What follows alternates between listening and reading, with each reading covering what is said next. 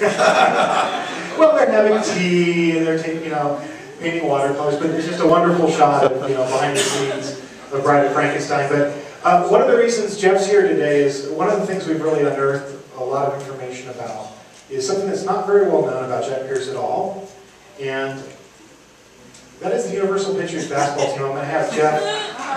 Yeah. How many of you guys know this? Do you guys know that Jack Pierce was the manager of the Universal basketball team? Okay, this is a great story. I'll let Jeff tell it. Yeah, this is where I'll jump in. This is one of my absolute favorite stories in the history of Universal Pictures.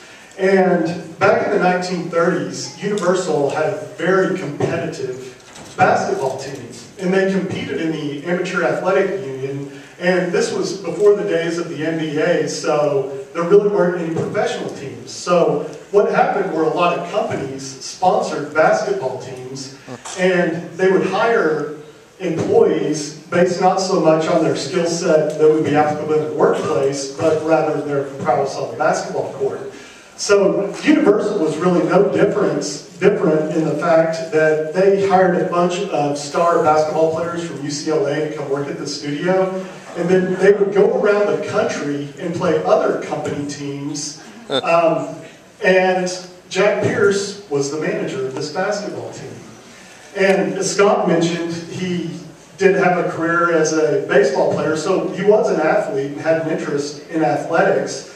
But the Universal Pictures basketball team was a championship team. And if you want to go on to the next slide, this is what we found as well. I think you guys will enjoy this one. That guy who played center on the basketball team, his name was Frank Lubin. And whenever Universal would go around the country and play different basketball teams, Jack Pierce would dress up the big center as Frankenstein. And in this particular photograph, they were out publicizing Bride of Frankenstein in 1935. And so Jack Pierce would travel with the team. He would dress up Frank Lubin as Frankenstein. Frank would go out and rile up the crowd before the game and promote Bride of Frankenstein. The game would start, he would run to the locker room, take off all his Frankenstein makeup, put on his basketball uniform, run back out and play the game.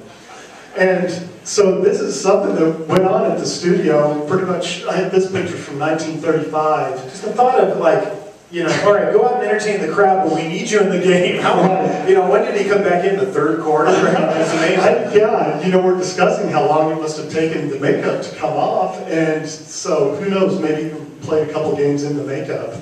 But Universal's basketball team ended up winning that AAU National Championship in 1936. And at that time, basketball had just been announced as an Olympic sport for the 1936 games that were to be held in Berlin. And those were the Hitler games with Jesse Owens.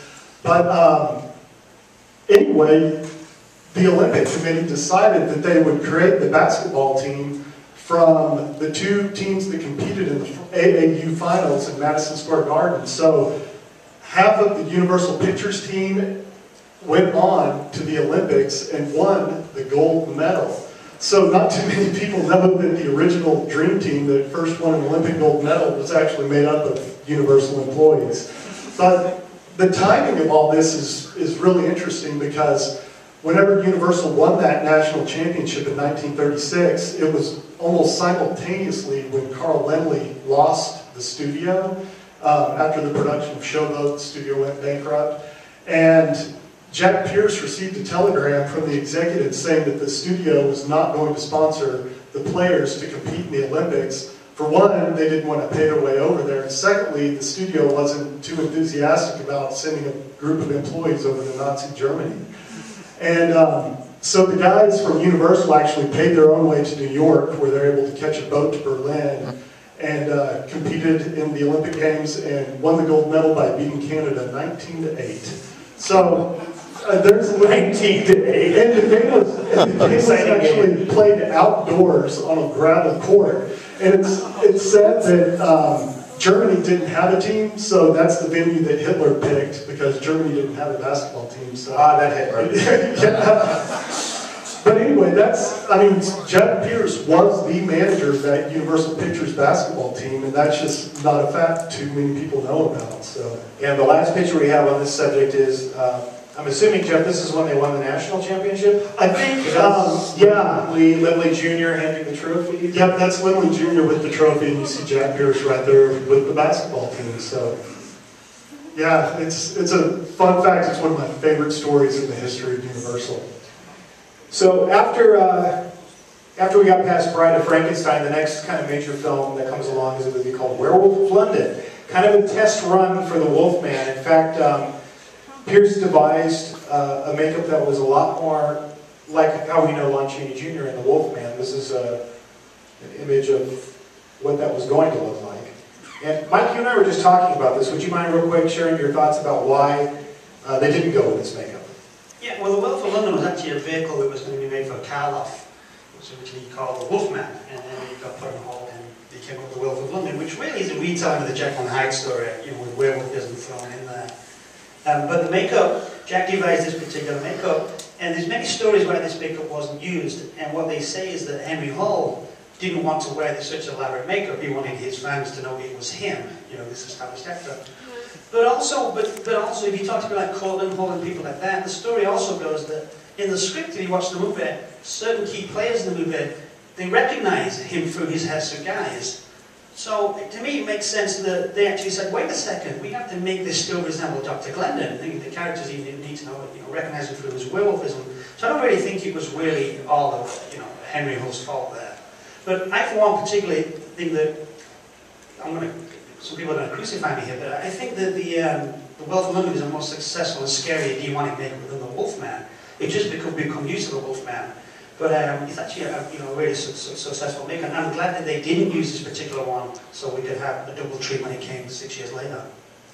And now we're starting to get into the period of sequels. If a movie makes money, of course, just like today, and Universal is no exception. They made sequel after sequel after sequel. One of the stranger ones was Dracula's Daughter, 1936. The next image is interesting because, obviously here's a promotional still with Jack Pierce putting on the makeup. But that must be his makeup kit sitting there. And he's absent from it. After Dracula's Daughter, we get into the last go-round for Boris Karloff is the Frankenstein monster, son of Frankenstein. But this movie is also very famous for another character. What's his name? Igor, yes. Isn't it Igor? Yeah. Yes, Roderick. It's been debated since the beginning of time. Now, obviously, Bela Lugosi had a change of heart about applying his own makeup, because obviously Jack Pierce did this makeup. In Son of Frankenstein, he has the broken neck and everything. Why do you think? What do you think caused Lugosi to kind of have a change of heart and decide to? Because he seems like he really embraced Pierce's makeup here, where in the initial days of Dracula, he really opposed it. Well, the truth is that, Money? Karloff had completely surpassed Lugosi at that point. He probably needed the money, to be honest. So he played the part. But also, Lugosi wasn't silly. It was a character that he could really develop and become his own. And nobody else had played Igor. Dracula was already a literary character. But this one, he really made his own. And again, it's only my own opinion, but I think this is a really, his best role. I'm sure we all think that Igor is one of the classic monsters. He doesn't get classed in there with the Wolfman, the Mummy, and that, but he really, to me, is one of the classic monsters. I agree. If you see this film on the big screen, he dominates it. Absolutely. Really. Yeah, because by that point, as Karloff had predicted, the monster was merely a shell now. He was really title only. Yeah. He didn't have anything to do. Karloff was really opposed to the monster talking at all. He didn't want the monster to talk in Bride of Frankenstein. Yeah, no, he didn't want that dialogue. And again, to make matters worse, when it came to this particular movie, he lost the power to speak again.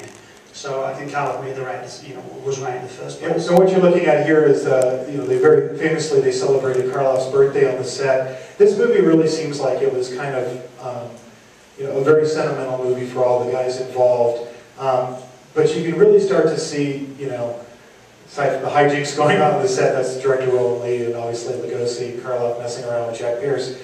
But I think this image, sentimentally, it's Pierce and Karloff's laughs go around together doing the Frankenstein monster. But the image of Karloff, just the exhaustion of that image speaks volumes. You also hear, gentlemen, how much the entire makeup and costume weighed. And you hear wild things like it weighed 150 pounds. Scott, what do we know about that particular topic? Well, Pierce says the whole outfit weighed about 35 pounds. So nowhere near 125 pounds. No. It's like the hump for hunchbacks. The shaggy coat probably weighed something, but not that much. You know what's interesting about this is, has anyone seen the color movie footage? Yeah. On set of this that now is property of Sarah Karloff, I believe.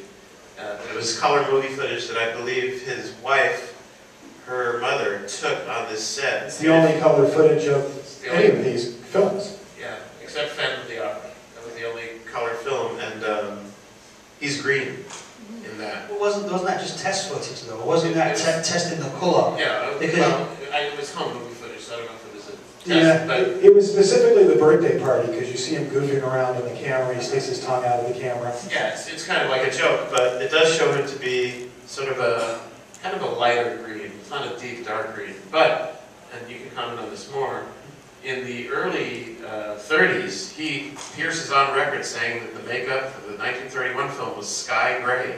Yeah, That's how he describes it. It was match factor grey. That's factor gray, he says that. And So why do you think that changed? Not green. Because it obviously is green when you look at the color footage.